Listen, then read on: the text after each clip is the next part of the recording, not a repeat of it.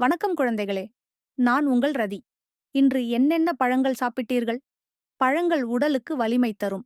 அதனால் நன்றாகச் சாப்பிடணும். சரி, இப்போது கதை கேட்கலாமா?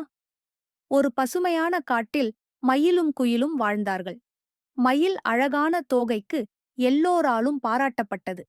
குயில் இனிமையான குரலுக்காக எல்லோராலும் நேசிக்கப்பட்டது. ஆனால் இருவருக்கும் ஒரு சின்ன சிக்கல் இருந்தது.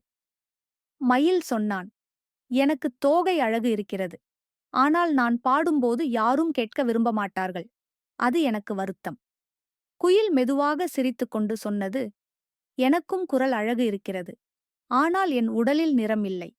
எல்லோரும் என்னை பார்த்தால் சாதாரண பறவை என்றுதான் நினைப்பார்கள். அதுவும் எனக்கு வருத்தம். ஒரு நாள் காட்டில் வசந்த விழா நடந்தது.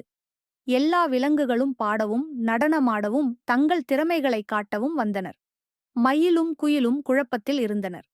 அப்போது யானை அறிவித்தது, இந்த விழாவில் யார் சிறந்த கலை நிகழ்ச்சி காட்டுவார்களோ அவர்களுக்கு காட்டுக்கீரிடம் பரிசாக தரப்படும். மயில் யோசித்தது, நான் அழகாக நடனமாடுவேன், ஆனால் பாட முடியாது.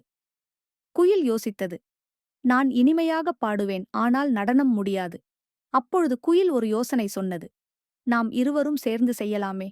நான் பாடுவேன், நீ நடனமாடுவாய். விழா தொடங்கியது.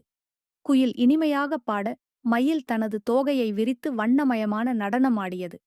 அந்த அழகான காட்சி பார்த்த எல்லா விலங்குகளும் கைத்தட்டி களித்தனர். இறுதியில் யானை அறிவித்தது, இந்த வருட காட்டு கீரிடம் மயிலும் குயிலும் சேர்ந்து பெற்றிருக்கிறார்கள். இருவரும் மகிழ்ச்சியுடன் சொன்னார்கள், நண்பர்கள் சேர்ந்து உழைத்தால்தான் உண்மையான வெற்றி கிடைக்கும். கதையின் பாடம், ஒவ்வொருவருக்கும் தனித்திறமை உண்டு. ஆனால் நண்பர்களுடன் இணைந்து செயல்பட்டால் வெற்றி இன்னும் பெரியதாகும். குழந்தைகளே, அடுத்த கதை பார்க்கலாமா? ஒரு வியாபாரி இருந்தான். அவன் தினமும் தனது கழுதைக்கு பைகள் கட்டி கிராமத்திலிருந்து நகரத்துக்கு பொருட்களை எடுத்துச் செல்வான். ஒருநாள் கழுதைக்கு உப்பு நிறைந்த பைகள் கட்டி ஆற்றைத் தாண்டச் சென்றான். ஆற்றைக் கடக்கும்போது கழுதை தவறி விழுந்தது. உப்பு கரைந்து விட்டதால் பைகள் இலகுவாகிப் போனது. கழுதை அதில் மகிழ்ந்து, ஆஹா, சுமை குறைந்து விட்டதே என்று நினைத்தது. அடுத்த நாள் மீண்டும் உப்பு பைகள் கட்டப்பட்டது. கழுதை திட்டமிட்டு பழைய மாதிரி தண்ணீரில் விழுந்தது. மீண்டும் சுமை குறைந்துவிட்டது. இதைக் கண்ட வியாபாரி கோபமடைந்தான். அடுத்த நாள் கழுதைக்கு பஞ்சு பைகள் கட்டினான். கழுதை பழக்கம்போல் தண்ணீரில் விழுந்தது.